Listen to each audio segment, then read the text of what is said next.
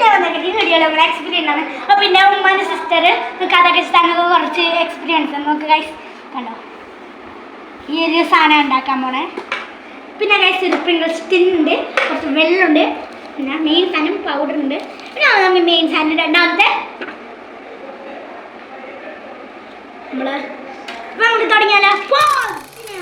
പിന്നെ നമ്മളെ ഇതാണ്. പിന്നെ ഗൈസ് ഒരു ചെറിയ കാര്യം, ഇതാരും ഒറ്റയ്ക്ക് ചേർത്ത് കുഞ്ഞിക്കുട്ടികളൊന്നും ചേർത്ത് നിങ്ങൾ പാരൻസ് വേണം. അപ്പോൾ ഗൈസ് നമുക്ക് മിക്സഡായ കണ്ടോ പൊടിയൊക്കെ ഇട്ടിട്ടുണ്ട് നേരത്തെ. നമുക്ക് വെള്ളം ഒഴിച്ചാലോ.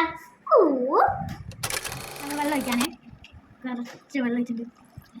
അപ്പോൾ ഗൈസ് നമുക്ക് മിക്സ് ചെയ്യാം.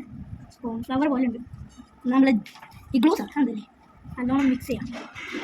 ഗൈസ് മിക്സിങ് ആക്കിയ ശരിയല്ല. അപ്പോൾ ഗൈസ് ഒഴിച്ചാലോ മിക്സ് ചെയ്യണം. കുറച്ചും കൂടി വെച്ചേക്കാം. മാതി